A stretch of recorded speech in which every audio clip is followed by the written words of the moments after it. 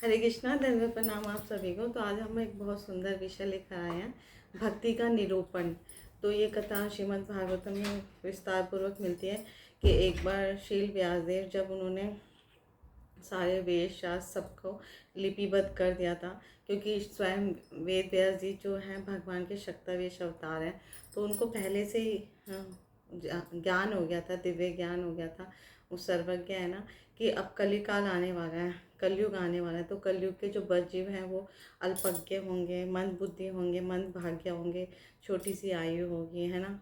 और उनको एक बार सुनकर या स्मृति उनकी कम होगी, क्योंकि पहले जो ज्ञान होता है गुरु जब शिष्य को देते थे तो शिष्य श्रुतिधर होते थे, एक ही बार सुन के सब कुछ याद कर लेते थे, स्मरण हो जाता था। लेकिन जैसे जैसे समय आगे बढ़ता गया, द्वापर से कलयुग आने वाला है, तो अब ये क्षमता लोगों के अंदर ख़त्म होती जा रही है, स्मृति कम होती जा रही है। जैसा कि हम देखते हैं इस कलयुग में, तो हमारा स्मृति भी कम है, आयु भी कम है पहले के युग के हिसाब से।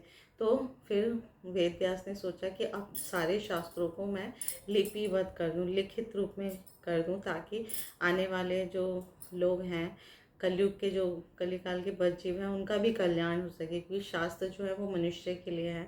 तो उन्होंने सारे वेद पुराण, 4 वेद है ना, 18 पुराण, 108 उपनिषद, इन सबको लिपिबद्ध किया, लिखना शुरू किया। और जब सब कुछ लिख चुके, महाभारत रामायण सब कुछ लिख चुके, उसके बाद उनको एक अविश्वास, असंतुष्टि का अनुभव प्रतीत हुआ। वो संतुष्ट नहीं हो पा रहे थे। तो इस तरह से वो सरस्वती नदी के किनारे ये सब कार्य कर रहे थे, है ना, लिपिबद्ध कर रहे थे। तो असंतुष्टि का कारण वो जान नहीं पा रहे थे।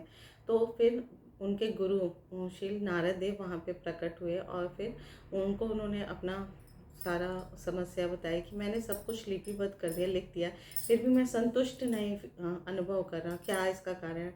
तो फिर नारद जी उनको बहुत सुंदर शिक्षा देते हैं और समझाते हैं, और आगे उनको ये करने का आदेश भी देते हैं कि हे मुनिवर, तुमने धर्म इत्यादि 4 नियमों का विस्तार से वर्णन किया, लेकिन भगवान वासुदेव की महिमा का वर्णन नहीं किया, भक्ति का निरूपण नहीं किया।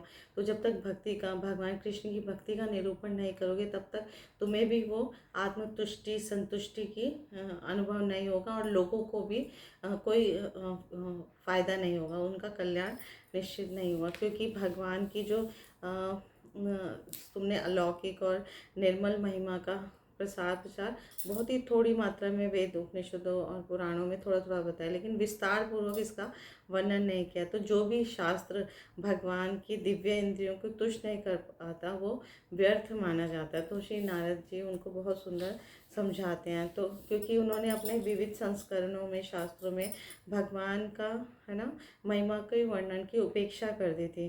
तो सामान्य ढंग से उन्होंने धर्म, अर्थ, काम, मोक्ष का वर्णन तो किया था, लेकिन इसका जो परिपक्व फल है, यानी टॉप मोस्ट ज्ञान है, दिव्य ज्ञान, भगवान कृष्ण की प्रेमा भक्ति या भगवान कृष्ण की महिमा, उनका गुणगान, उसका वर्णन नहीं किया था। इसलिए वो विषादग्रस्त थे, है ना, वो तुष्टि पुष्टि का अनुभव नहीं कर पाए थे। क्योंकि भगवान की भक्ति में लगे बिना कोई भी व्यक्ति अधिक प्रसन्न नहीं रह सकता। तो भगवद गीता में भी कहा गया है, इसका स्पष्ट वर्णन हमें भगवद गीता में मिलता है। तो धर्म जो है वो सब जो है वो पुरुषार्थों की श्रृंखला में मुक्ति उसका अंतिम पुरुषार्थ है। उसके बाद मनुष्य भक्ति में प्रवृत्त होता है। तो इस तरह से धर्म, अर्थ, काम, मोक्ष को के ऊपर है भक्ति का स्तर। तो आत्म साक्षात्कार या ब्रह्मभूत की यह अवस्था कहलाती है जब व्यक्ति भक्ति में लगता है, यानी सेल्फ रियलाइजेशन होता है। तो ये तुष्टि जो है वो दिव्य आनंद की शुरुआत होती है। तब हमें, जब हम भक्ति में लगेंगे, तभी हमारी तुष्टि होगी, और ये आनंद जो है वो अभी, ये भक्ति में जब हम प्रवेश करते हैं, तब हम दिव्य आनंद का शुभ आरंभ करते हैं अपने जीवन में। तो भगवद गीता में भगवान श्री कृष्ण ने भी यही उपदेश दिया है कि है ना, ब्रह्मभूत अवस्था बनाए रखने के लिए हमें भक्ति करनी चाहिए। तो नारद जी ने व्यासदेव को प्रोत्साहित किया कि आप भक्ति का प्रचार प्रसार कीजिए, भक्ति का निरूपण कीजिए और बारंबार उसका वर्णन कीजिए। एक बार में, क्योंकि हम कलयुग के बस जीव है ना, तो हमें एक बार में समझ तो आप भागवतम में देखेंगे, है ना, भगवद गीता में भी देखेंगे, कई बार ऐसे प्रसंग हैं, ऐसे श्लोक हैं जिसमें भगवान श्री कृष्ण की प्रेमा भक्ति का सुंदर ढंग से बारंबार वर्णन किया जाता है। इसीलिए हमें इन शास्त्रों को, है ना, प्रामाणिक गुरु से निरंतर श्रवण करना है, कीर्तन करना है और बार बार सुनना है, क्योंकि जितना अधिक हम सुनेंगे उतना हम स्मरण रख पाएंगे और हमारे हृदय में उतना गहरी तक वो बात जाएगी। तो इस तरह से उनका सारा दुख खत्म हो जाएगा। तो ये नारद मुनि की परामर्श से उन्होंने वही किया। फिर श्रीमद् भागवतम की रचना की। तो नारद मुनि वो भी बताते हैं कि जो भी वाणी संपूर्ण ब्रह्मांड में, है ना, वायुमंडल को पवित्र करने वाले भगवान की महिमा का वर्णन नहीं करती, वो तीर्थ स्थान में कौवे के सदृश मानी जाती है ना। और जो परमहंस पुरुष होते हैं ना, साधु सदृश व्यक्ति होते हैं, उनको ऐसे तीर्थ स्थान में कोई भी आनंद नहीं मिलता। तो जहाँ भी भक्ति का निरूपण नहीं होता, भक्ति विषयक बातें नहीं होती है ना, वो जगह जो है वो निरानंद में होता है उन भक्तों के लिए। साधु वो वहाँ नहीं जाते। तो इसीलिए वाणी में भगवान श्री कृष्ण की हमें प्रेम भक्ति है, भक्ति की ही चर्चा चलानी चाहिए। तो बहुत सुंदर एक श्लोक बोलते हैं जो बहुत फेमस है और श्री प्रभुपाद जी बारम्बार इस श्लोक को अपने प्रवचनों में कोट करते हैं, जिसका अर्थ है कि ऐसा साहित्य जो भगवान श्री कृष्ण के नाम, है ना, पवित्र नाम, रूप, यश, लीलाओं की दिव्य महिमाओं की चर्चाओं से पूर्ण है ना, वह कुछ भिन्न भी रचना करे जो इस जगत की गुमराह सभ्यता के अपवित्र जीवन में क्रांति लाने वाले दिव्य शब्दों से ओतप्रोत है।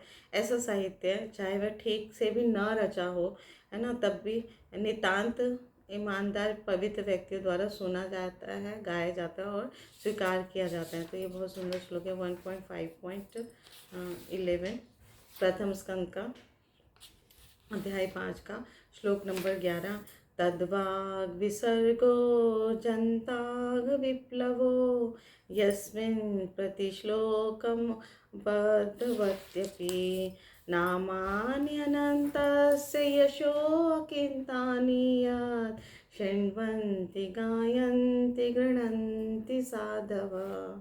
तो बहुत सुंदर ये श्लोक है जिसमें नारद मुनि व्यासदेव को बहुत सुंदर समझा रहे हैं कि ऐसा साहित्य अगर तुम रचना करो जिसमें अगर कुछ त्रुटि भी हो जाए, लेकिन वो साहित्य भगवान के पवित्र नाम, रूप, गुण, लीला, धाम के बारे में, है ना, भरा है, उनकी चर्चाओं से पूर्ण है ना। अगर उसमें कुछ त्रुटि भी रह जाएगी तब भी वो सारी जनता का जो अपवित्र जीवन है उसमें क्रांति लाने वाला है ना। क्योंकि वो अगर पवित्र व्यक्तियों द्वारा सुना जाए, गाया जाए और वो स्वीकार किया जाता है, जो शुद्ध भक्त होते हैं भगवान के या पवित्र व्यक्ति होते हैं ना, है ना, साधु सदृश व्यक्ति होते हैं, वो ऐसा साहित्य को पसंद करते हैं और फिर अपने जीवन धन्य धन्य कर लेते हैं ऐसे साहित्य को पढ़कर जिसमें भगवान की महिमा के बारे में लिखा गया हो। तो वो अगर तुम लिखो ऐसा साहित्य, चाहे वो त्रुटिपूर्ण ढंग से भी लिखो या, है ना,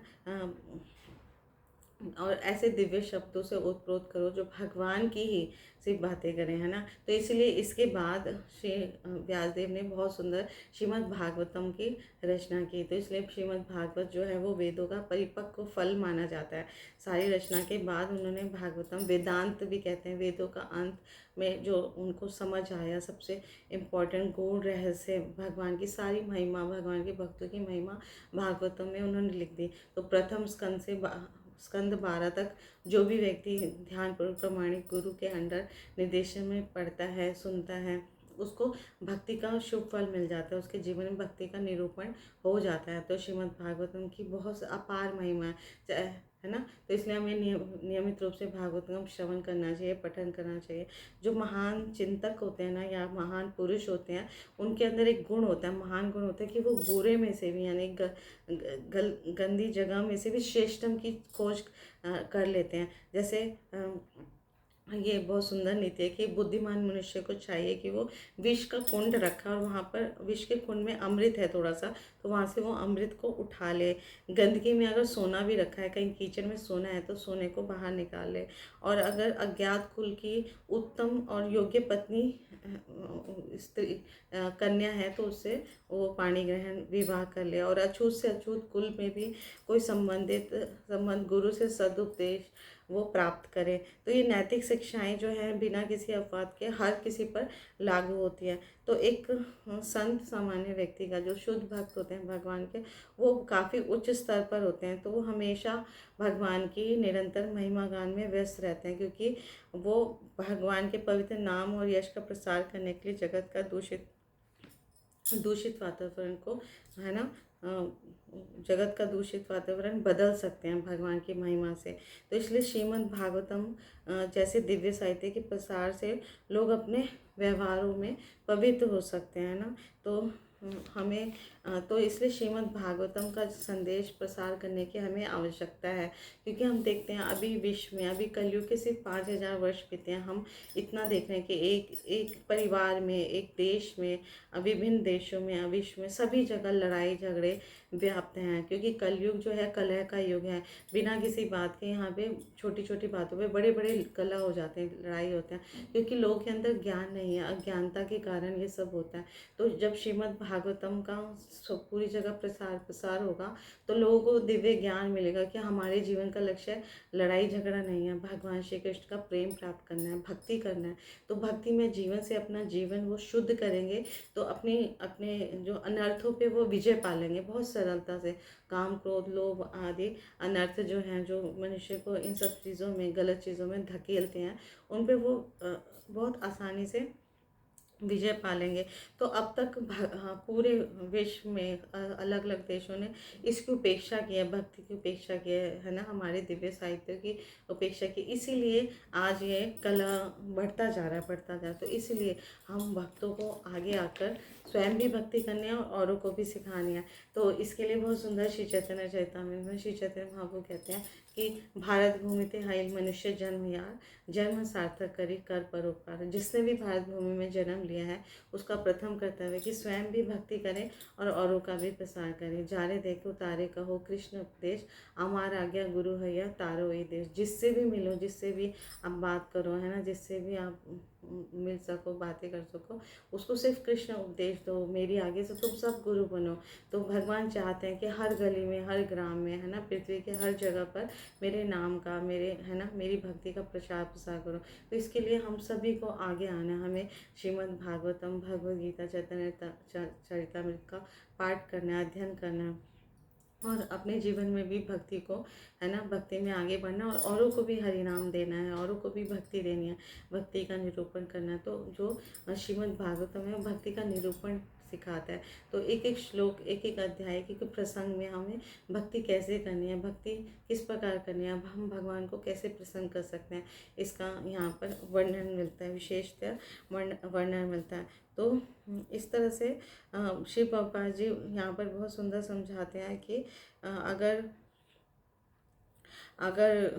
भगवान की महिमा के गान के रूप में श्रीमद् भागवतम को कोई भी नेता या है ना, जो लीडर हैं, वो इसको स्वीकार करेंगे, तो हर तरफ, चारों तरफ शांति का वातावरण होगा। तो जैसे अगर कोई त्रुटि भी रह जाए, या कोई किसी को अगर इस साहित्य में शब्द ठीक से नहीं लिखे जा रहे, या ग्रामेटिक कोई त्रुटि है ना, दोष है, तब भी इसे स्वीकार किया जाए, क्योंकि इसका जो प्रसंग है, महिमा है, वो भक्ति का निरूपण करने वाली है। तो इसको एक बहुत सुंदर उदाहरण से समझाते हैं शिव प्रभुपाद जी। जैसे एक घर में आग लगी हुई है, और उसका पड़ोसी जो है वो दूसरी भाषा का है ना, दूसरी भाषा का विदेशी है व्यक्ति, फिर भी सहायता के लिए वो दौड़े चले जाते हैं ना, और वो भाषा नहीं भी जानते, तब भी वो व्यक्त करते हैं कि उसके पड़ोसी को उसकी सहायता की आवश्यकता है ना, भाषा चाहे व्यक्त हो भी ना हो। तो श्रीमद् भागवतम के इस दिव्य संदेश को विश्व के प्रदूषित वातावरण में प्रसारित करने के लिए वैसे ही सहयोग भावना की आवश्यकता है ना। तो भाषा के विषय में ये जो महान साहित्य है ना, तो इसको विश्व के सभी लोग समझ ले अगर, तो ये उनको सफलता मिल सकती है।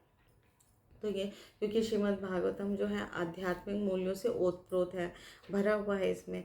तो हम देखते हैं कि आजकल का जो वातावरण है वो इंद्रिय तृप्ति से भरपूर है ना, भौतिकतावादी विचारों से पूर्ण है। इसलिए भौतिकतावादी जो साहित्य हैं वो उससे पूरा भरा हुआ है विश्व।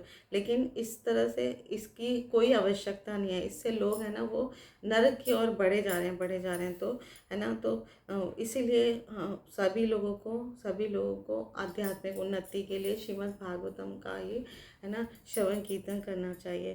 तो लोग हालांकि और लोगों का जो मस्तिष्क है दूषित हो चुका है इन गलत साहित्यों को पढ़कर, है ना, जो इंद्र तृप्ति वाले साहित्य उनको पढ़कर दूषित हो चुका है। तो श्रीमद् भागवतम जो है वो ऐसा दिव्य साहित्य है कि सामाजिक जनों का जो भ्रष्ट मन है उसका भी वो अच्छे से है ना पवित्र करेंगे, और उनका जो चेतना है उसको पवित्र करके कृष्ण भावना भावित बना लेंगे, और इससे उनका जीवन धन्य धन्य हो जाएगा। और ये सिर्फ इसी ग्रंथ ही हो सकता है। जैसे एक पीलिया का रोगी है, वो उसका उपचार मिश्री है, पर मिश्री शुरू में उसे कड़वी लगती है, तो उसके रोग का उपचार मिश्री है, तो बार बार मिश्री ही उसकी दवा होती है। तो बार बार मिश्री खिलाने से जब उसका रोग ठीक हो जाए तो मिश्री उसे मीठी लगने लग जाएगी। तो वो भौतिकतावादी व्यक्ति जो है वो, हालांकि उसे भागवतम शुरू में अप्रिय लगेगी, लेकिन बारंबार पठन से उसका जीवन जो है वो उसके जीवन में इंद्रिय तृप्ति रूपी पीलिया रोग जो है ना उसके लिए वो मिश्री का काम करेगा। तो अगर हमें इसका प्रचार प्रसार सही ढंग से करें तो समाज में जो भी विष फैला है, समाज में जो भी गलत चीज़ें हम देख रहे हैं, अनर्थ देख रहे हैं, है ना, लड़ाई झगड़े कलह देख रहे हैं, उसका हम समापन कर पाएंगे। उसमें हम सभी का योगदान होगा। तो स्वयं भी हमें भगवद गीता भागवतम प्रामाणिक शास्त्र पढ़ना चाहिए और समझना चाहिए प्रामाणिक गुरु साधु के निर्देशन में, और औरों को भी इसका प्रचार प्रसार करना चाहिए। तभी हम भक्ति का निरूपण कर पाएंगे। तो चाहे इस साहित्य में कितनी भी त्रुटियाँ हों, लेकिन नारद जी ने कहा है कि ये सब पे भक्ति देगा, सबको भक्ति ही देगा। तो इस तरह से हम अपने जीवन को और धन्य बना पाएंगे और अपने जीवन का जो परम लक्ष्य है वो प्राप्त कर पाएंगे। तो श्रीमद् भागवतम का जो परम लक्ष्य है वो कृष्णा प्रेम है, कृष्णा भक्ति है। तो अध्ययन करके हमें प्राप्त होगा। और दशम स्कंद की तुलना तो भगवान के श्रीमुख से दी जाती है। तो धीरे धीरे जब पाठक गण प्रथम स्कंद द्वितीय स्कंद को पढ़ते पढ़ते दशम स्कंद तक पहुँचते हैं तो उनका हृदय इतना स्वच्छ निर्मल हो जाता है और भगवान के प्रति इतना उत्साह होता है, भगवान की भक्ति के प्रति, कि वो अपने जीवन का लक्ष्य है बहुत सरलता से समझ जाते हैं। वो ज्ञान जो है वो प्राप्त कर पाते हैं कि मनुष्य जीवन क्यों मिला है। तो हम ये जीवन में थोड़ा सा भी समय नष्ट गंवाए बिना भगवान के भक्ति में जब अपने आप को संलग्न कर लेंगे, और इस कलयुग में भगवान को प्रसन्न करने का सबसे सरल और सबसे सर्वोत्तम उपाय जो हमारे प्रामाणिक गुरु साधु शास्त्र बताते हैं वह भगवान के पवित्र नामों का संकीर्तन। हरे कृष्णा कृष्णा कृष्णा हरे हरे, हरे राम राम राम हरे हरे। इस तरह हरे कृष्ण महामंत्र करते करते जब हम भगवद गीता भागवतम है ना इसका अध्ययन करेंगे तो सारे ज्ञान जो है हमारे हृदय में समझ आने लग जाएंगे, प्रकाशित होने लग जाएंगे, और फिर हम भक्ति में दृढ़ होके ये जीवन धन्य धन्य बना लेंगे। Thank you so much. Guru Maharaj की जय, श्री प्रपात की जय, आप सब भक्तवृंद की जय। हरे कृष्णा, धन्यवाद, प्रणाम आप सभी को।